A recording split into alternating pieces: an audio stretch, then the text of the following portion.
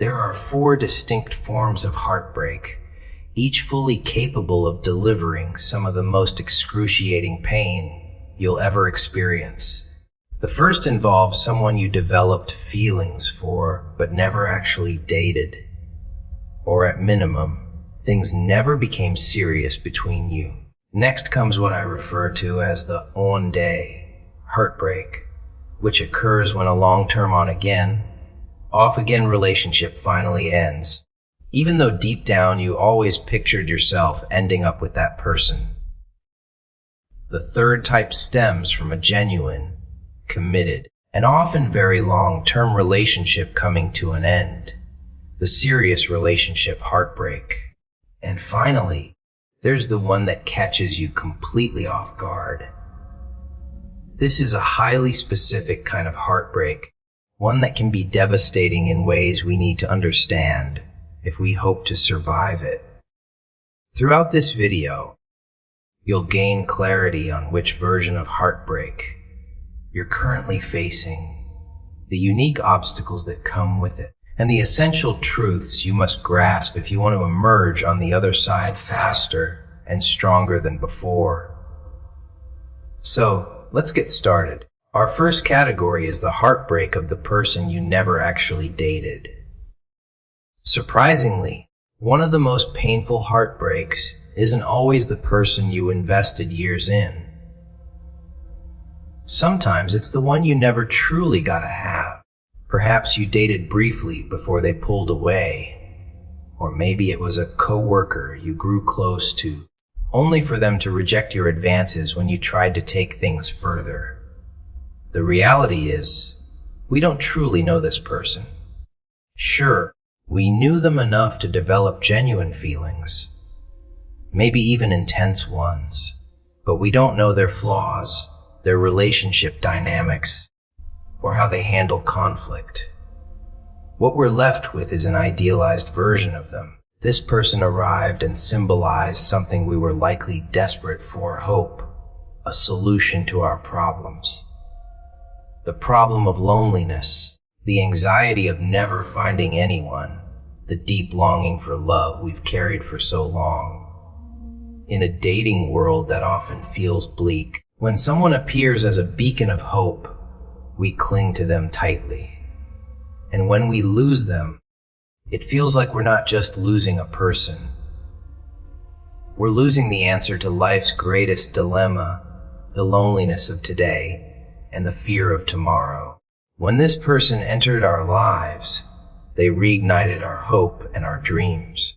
They made us believe our love life might finally unfold as we'd always imagined, only for it to vanish as suddenly as it appeared. The danger lies in attributing the immense heartbreak we feel to that specific person. In truth, our pain has far less to do with them, and far more to do with the hope we attach to them. The belief that we'd found the answer, only to be disappointed once again, back at square one. We must reframe this relationship appropriately. I know the feelings are genuine. I fully acknowledge that. You can be deeply heartbroken by someone like this. But rationally, we must remember that we didn't know them well enough to determine if they were truly right for us. We only knew the version of them that existed before real life tested the relationship. So, it's not that you lost the one. It's that this person never even proved themselves to be that. Forget the myth of the one who got away. This isn't that.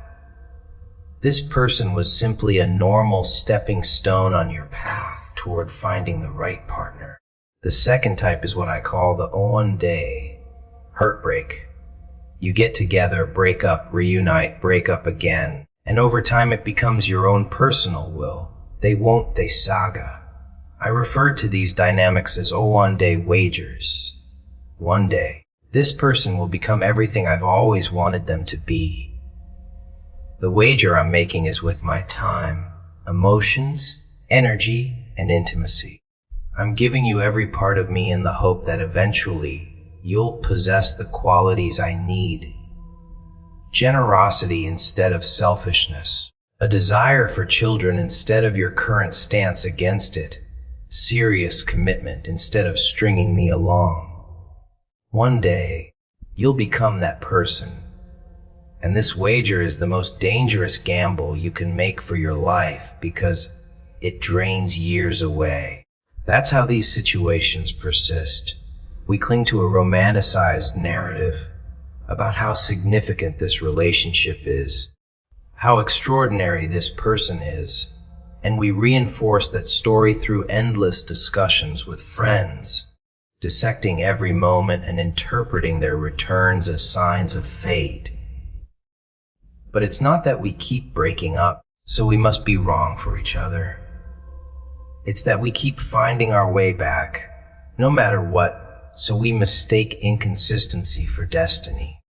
The second reason these situations are so painful is that we never fully grieve that person. Every time they disappeared and reappeared, we learned they always come back. So we never allowed ourselves to truly mourn. Each ending felt like an ellipsis instead of a period. When it finally does end, we're forced to admit that the story we've been telling ourselves isn't real, at least not in the way we imagine. Letting go of that story can feel like losing a part of ourselves. So how do we handle heartbreak here? On one hand, anger can actually be productive. It can help break the spell of sadness and serve as a healthy antidote.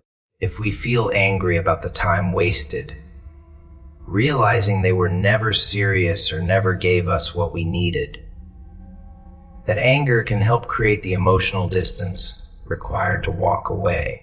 Second, we must release the fantasy. This wasn't a relationship that never had a chance. It had every possible chance and still didn't work out.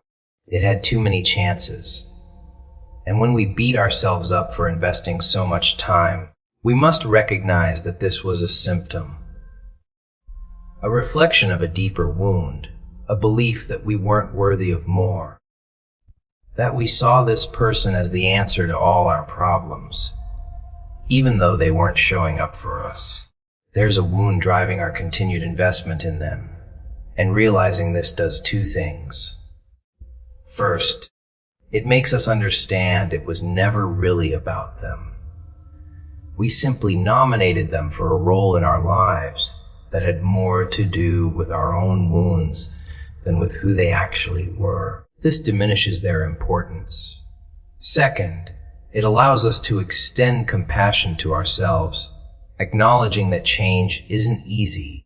Rather than thinking, "I've wasted so much time," tell yourself, "I'm like everyone else who struggles to heal the deeper wounds that govern my behaviors."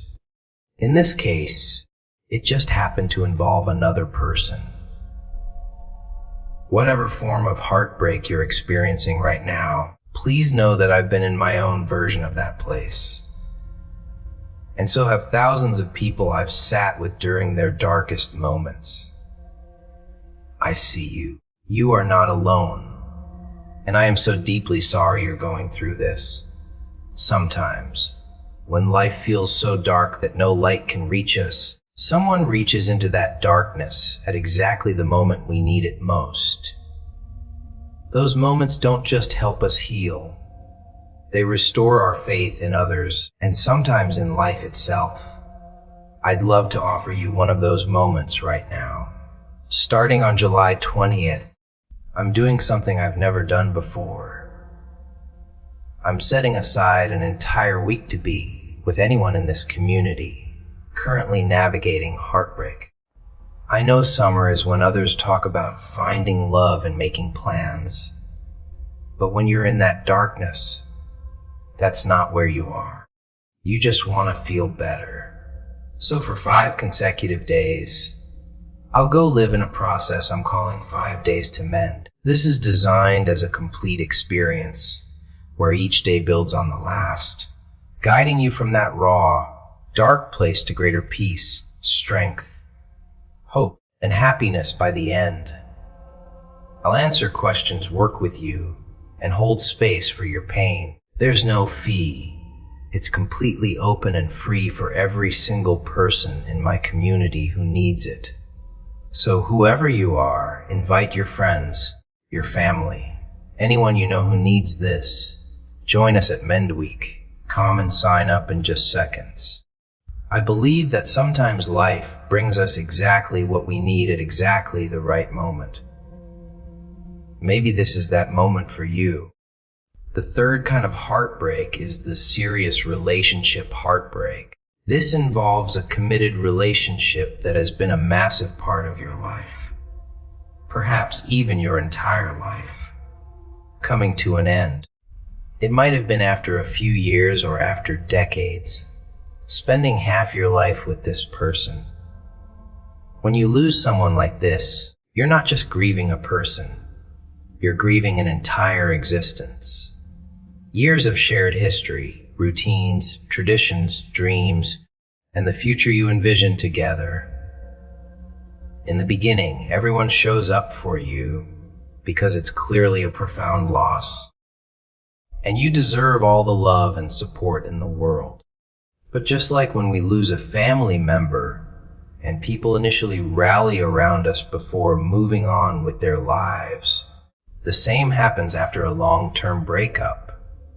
You find yourself showing up for work, friends, family, and responsibilities, all while still being heartbroken, while everyone else assumes you've moved on.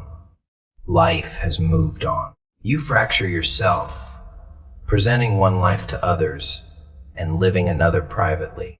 The exhaustion of wearing that mask is profound and often leads to burnout and depression.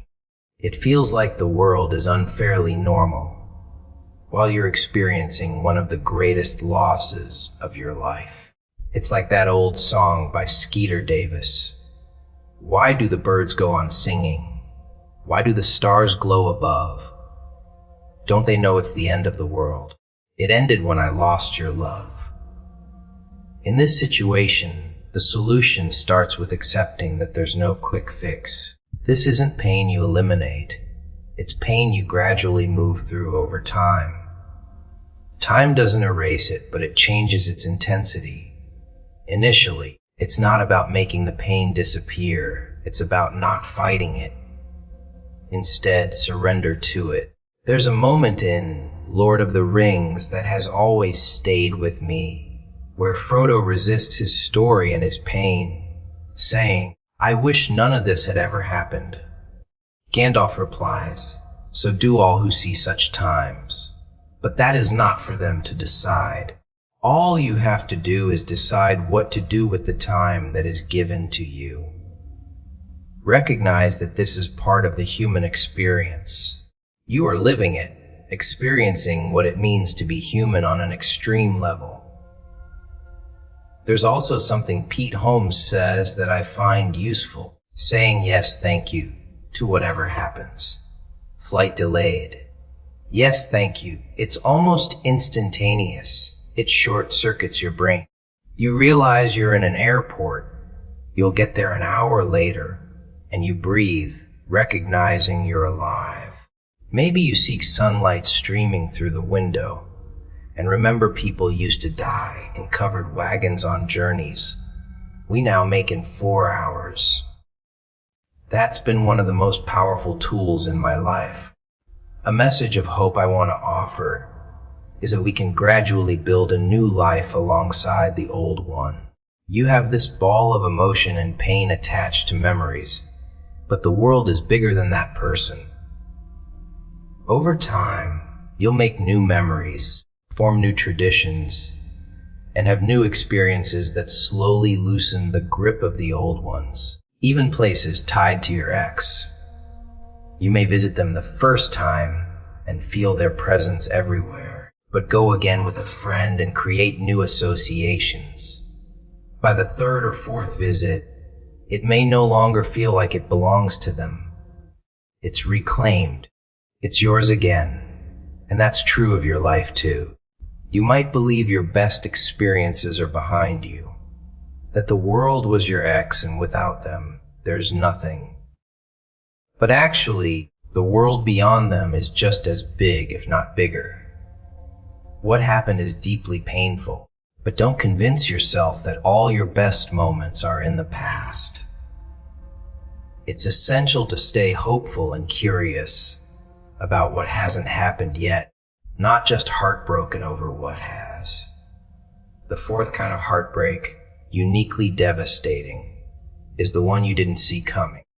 Maybe someone you thought was happy, and with whom you were happy suddenly reveals they haven't been happy for a long time, leaving you completely floored.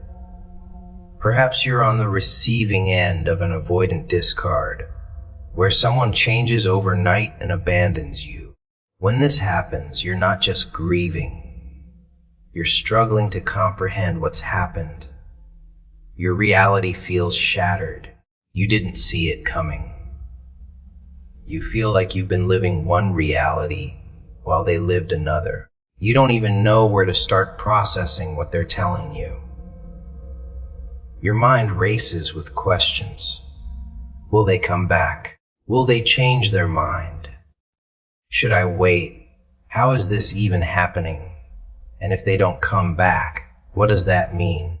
Do I need to find a new apartment? Move to a different city? Sell my house? Do I tell friends and family yet? It becomes embarrassing. How do I talk about this? What do I say? Should I tell people now when I don't even know if it's real? But they seem to have actually left. The sheer number of unknowns, the overwhelm, and the daunting nature of everything you haven't had time to process create panic, extreme anxiety, and emotional paralysis. Adding to that loneliness is the fact that the other person often becomes unrecognizable. Yesterday, they were your best friend, confident, reliable partner, the person you loved and mapped your life with.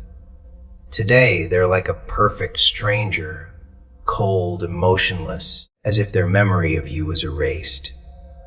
It can make you feel like you'll never trust what you see, hear, or feel in a relationship again. Your future evaporates overnight. In this situation, we must do several things. First, slow down. When everything feels sped up, especially their incomprehensible speed, we have to decelerate. Something has happened with them that I don't understand. There's been such a lack of communication that a bomb has dropped on my life unexpectedly. But that doesn't mean I have to move fast now. I'm not going to do anything that makes life harder for me. I'm not rushing to move on, begging for them back, or doing anything that harms my self-view, even though the temptation to hook up or do something reckless is there. We know those things will only make us feel worse. Instead, we can slow down and say, I am not responsible for how this person left. And the way they left is a clear indication that they're not a good partner to be with. Because in a healthy relationship, someone communicates. The day of the breakup isn't the first time you hear about their unhappiness. And know that this won't always be the headline of your life. It is right now, but in reality, you will move on. But right now, with a bomb hitting your life, there are practicalities and uncertainties to address. Surrendering to that, going slow, and taking life one day, or even 1 hour, at a time is what will get you through. By the way, if this has happened to you, there's a good chance you're in so much shock, pain, grief, and disorientation right now that you haven't even begun to process it, let alone absorb practical advice about what to do next. In fact, there's so much more I want to say about each of these scenarios that I couldn't fit into this video. We've already cut it down from what could have been a full hour to the 15 or so minutes you see now. But that's exactly why I'm dedicating 5 entire days to anyone in this audience who is heartbroken right now. Whether you're in acute heartbreak, meaning it just happened and the pain is at its most extreme, or chronic heartbreak, which is the kind we experience when we're struggling to move on months or even years later. By the way, if we don't do the right things, acute heartbreak turns into chronic heartbreak, which is one of the things I want to save so many of you from during 5 days to mend. You'll know if this is right for you. Sign up at mendweek.com. I'll leave a link below. Until then, I'm so sorry you're going through this. Stay strong. Keep putting one foot in front of the other. Take life 15 minutes at a time if you have to. And I'll be with you very, very soon.